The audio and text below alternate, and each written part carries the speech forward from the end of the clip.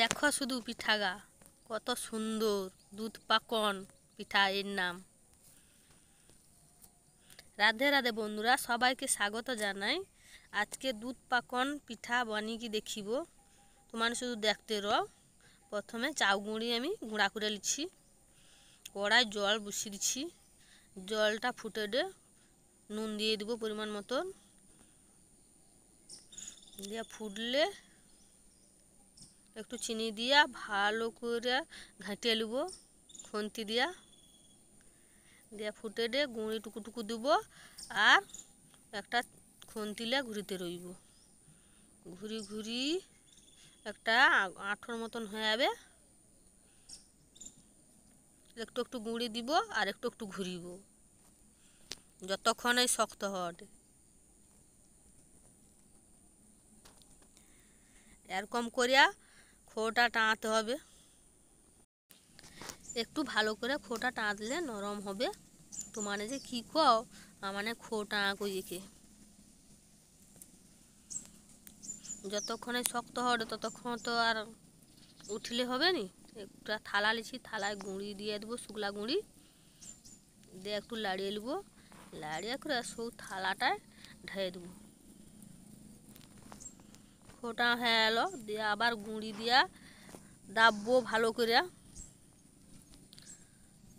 যত দাববো তত ভালো মলিয়াম হবে। দাবা হয়ে আছে, এবার দিয়ে একটা কাঁটা চামচ নিব, একটু হাতে গুটুলের মতন করব। পিঠাটাকে গোল করিয়া দু হাতে গোল করিয়া চামচের উপরে দিয়া চাপটি করিয়া হালকা করে পিছন দিকে পাকি লিব। এই হলো পাকন পিঠা। পুরো নাই কিছু নাই, কি সুন্দর টেস্ট আসবে। একটা একটা করে ওরকম করে নেব সব গাকে। কি সুন্দর নকশা হয় না এই চামচটা দিয়া, কাঁটা চামচটা দিয়া হয়েছে। আমার সব গা হয়েছে। এবার কড়ায় দুধ বসিয়ে দেবো। কড়া গরম হয়েছে, হাফ কিলো দুধ লিচ্ছি, দুধ দিয়ে দিলি। দুধটা ভালো করে ফুটি লিব। ফুটে এলে দুটা ছোট এলাচ লিয়া থেতো করে দুধটার মধ্যে দিয়ে দেব। এলাচ দুটা দিয়া ভালো করে ফুটি লিব। আবার একবার ফুটি লিয়া চিনি দিয়ে দিলি 100 গ্রাম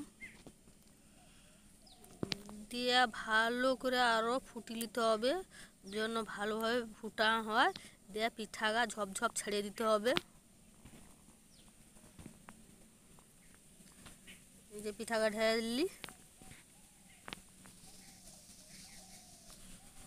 ঢায়া দিয়া ফুটিতে হবে। দিনে পিঠাটা হচ্ছে কিনা বোঝা যাবে কি করে, সে ভাসনে হবে কি পিঠাগা ভাসিয়া উঠবে, দিনে হয়ে এলো আর কি।